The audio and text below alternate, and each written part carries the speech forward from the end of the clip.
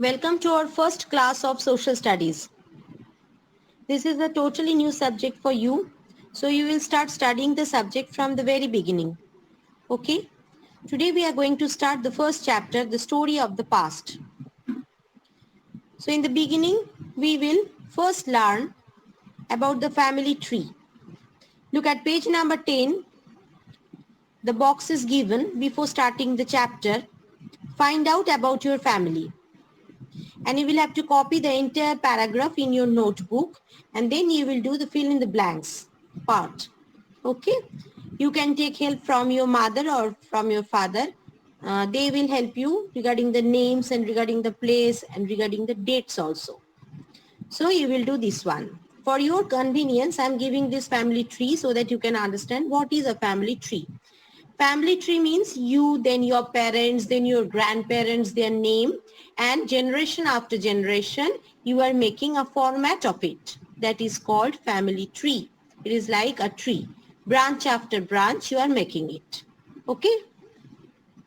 So, the first thing you will do about this chapter is you will write down this paragraph in your notebook. This is the only copy work from your book.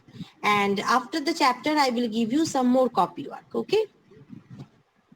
So, let us start the chapter now. When you find out these things, that is regarding your parents, regarding your grandparents, their names, their details, when they got married, where they got married, okay, everything, when you will be well aware of it, you are finding something about your past. When you are knowing all these things, it means that you are knowing your past.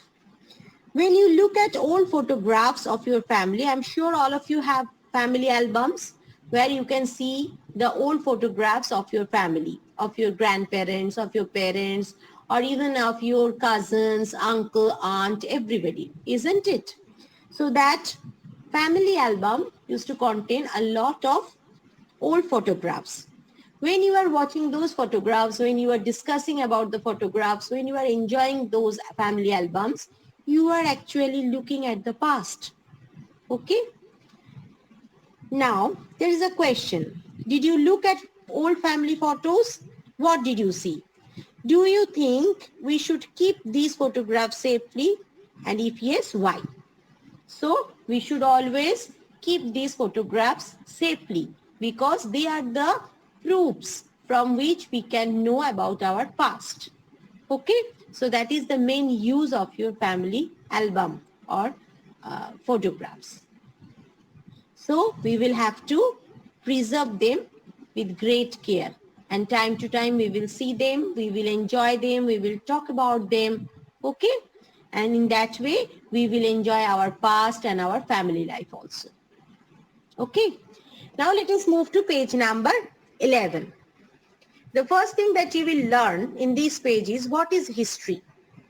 So from this previous discussion, what you have found out that there is a past of every family.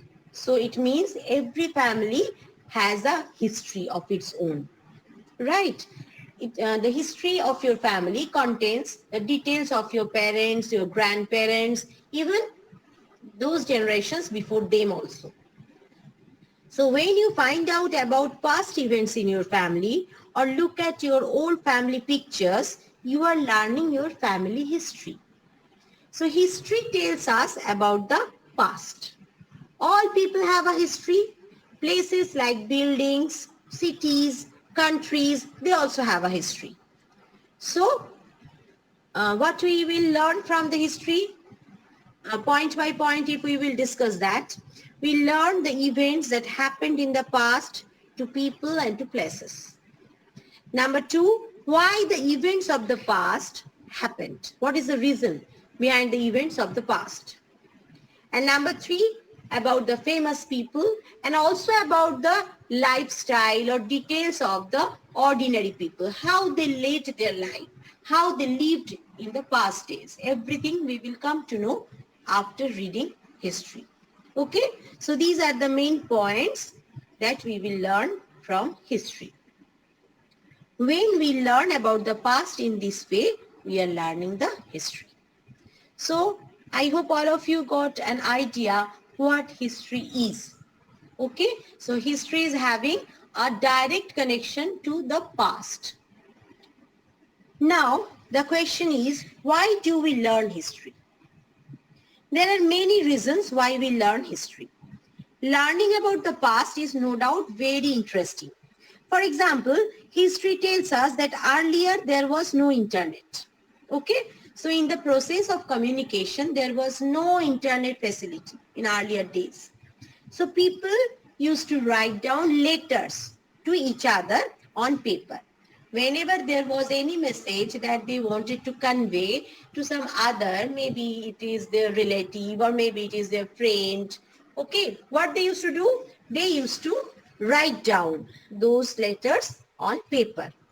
These were sent through the post office and it took several days to reach. The letters used to take several days to reach to its destination. Now, if you follow the page number 11, you can see there is a picture of a handwritten letter by Mahatma Gandhi. Can you see this?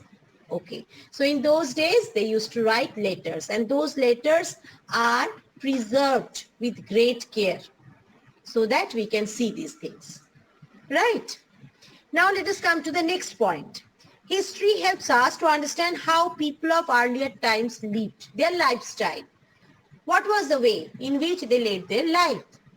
For example, when we study history, we learn that in earlier times there were no cars, trains, buses or aeroplanes.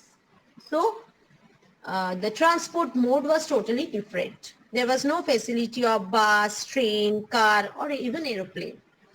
When people traveled over land, they used to walk or traveled in vehicles drawn by animals. So what was the mode of transport? Vehicles drawn or pulled by animals. Okay.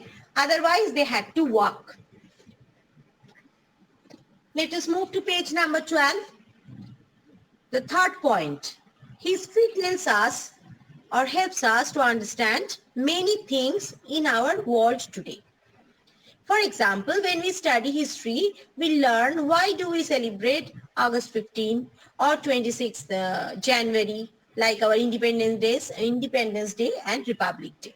Right. So the reason behind the celebration of these type of special days, we can learn after reading history. Now, there is a small point given in your book. A long time ago, the people of Greece had many different gods and goddesses, including Clio, the goddess for history. This tells us that they thought history was very important. So since there was a goddess for history, they thought it to be a very special subject. Next point is timeline. In page number 12 only, you will get it. What is timeline? Timeline is the sequential mention or ordering of different events. What is the meaning of sequential? One after another as it is happening. In the same way, you are keeping a record of it as per their order. That is called timeline. So following the timeline, we can know which events happened earlier, which happened thereafter. The way they are happening, we can get that order. Okay.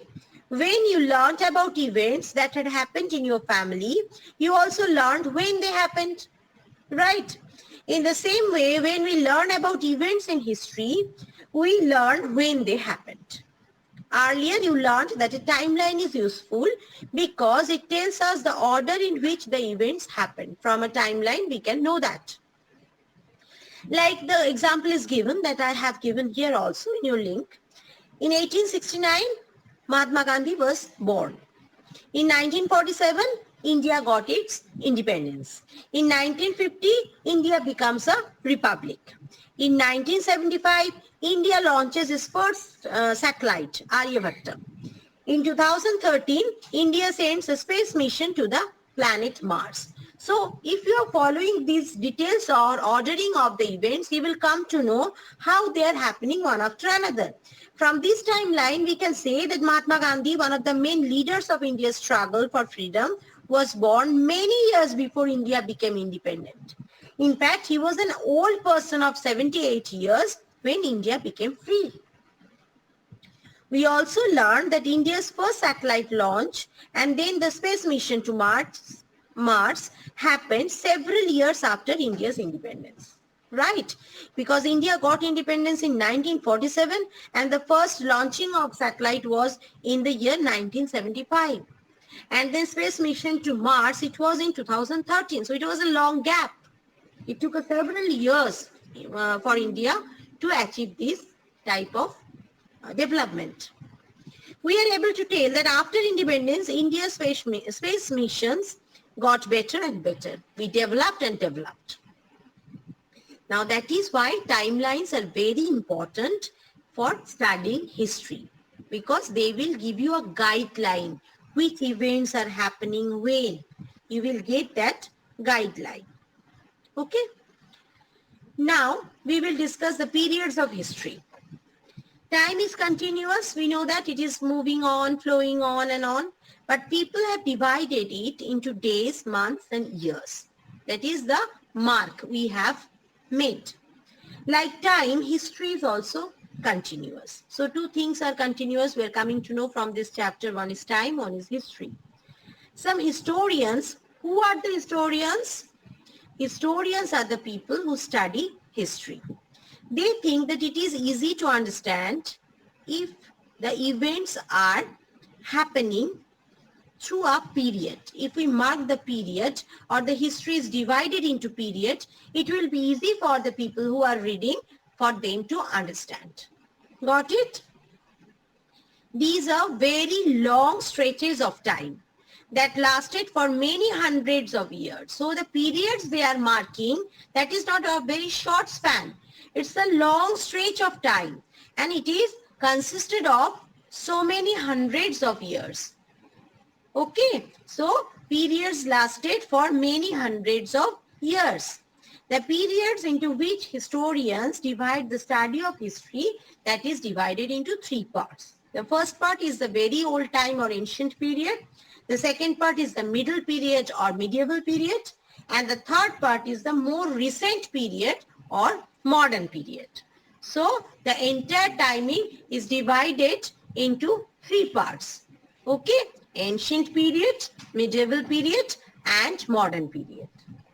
But later when you will learn more about history, you will come to know that though the past has been divided like this, in this way, in different periods, all parts of the world were not in a particular period of history at the same time.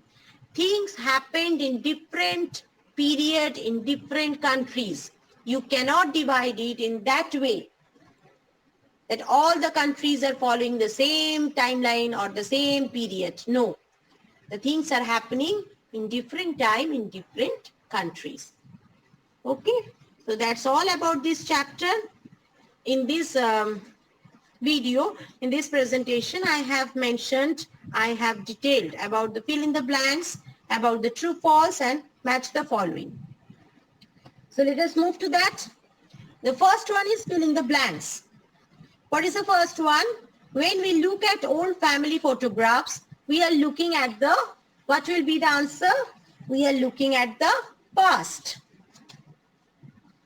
Next is, dash is the study of the past. What is the study of the past? The answer is history. Now number 3, in history, we learn about famous people. In the blank, the word will be people, and also about the lives of dash people. What will come here? Ordinary people. So the first blank, it will be people, and in the second blank, it will be ordinary. Now let us move to number 4. History tells us why the dash of the past happened. What will be the answer? The answer will be events. Now number 5. Historians have divided the study of the past into dash periods. How many periods? We have just discussed 3 periods. Now the next one, true false. Correct the false sentences in your notebook. You will have to write down it properly in your notebook.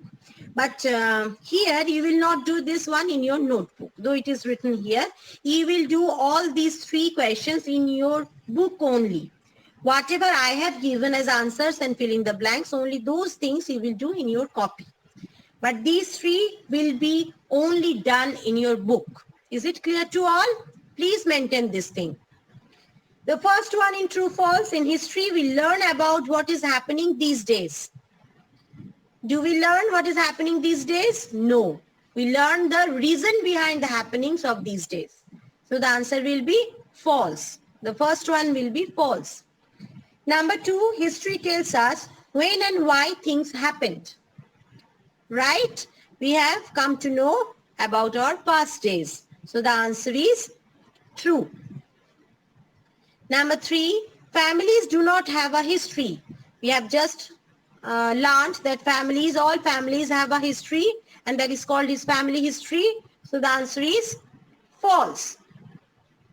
Number four, the stories of famous people and of people who were not famous are all part of history. Very true. So you will write down true. Number five, we learn history for many different reasons. Right? 3 reasons we have already discussed. So the answer will be true. Now let us discuss the next one. Match the following. The first one, time and history. What is the word that was given regarding time and history? They are continuous. So the answer will be number C, are continuous. Next is famous. What is the meaning of famous? It will be known by many people. Number D. Ordinary. What is the meaning of ordinary? Not special. That is number E. Number 4, historian. That is, we have already discussed a person who studies history. That is number A. And the last one is timelines. That is number B. Help us to understand when events happened. So that's all about your book work. You will do all these questions only in the book. And the copy work I am giving separately. Okay? So that's all about the chapter. One more thing is there in page number 15. You can see one more thing is there. That is the picture study. Which animals were used to pull vehicles in earlier times? As per the picture, it is the horse. Right? We are just discussing it, not for writing. Why were letters written on paper? Here also it is given the letter written by Gandhiji. Why the letters were written on paper? Because that was the only way you can send your message to others. There was no internet facility or nothing like that. Okay, so that was the only way left. In the next one, on your own, what transport did they use to go to school? How many children were there in their class? What games did the children play? How much did a slab of chocolate cost? This is a box. You can do it by yourself in page number 15. Take your pencil and do it in the book.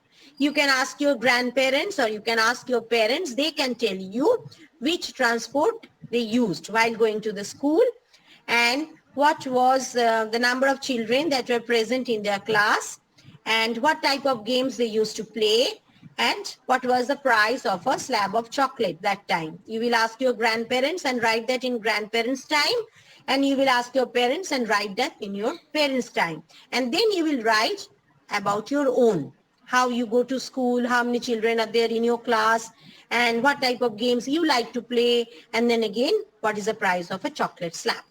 Okay? So that you will do by yourself. So that's all.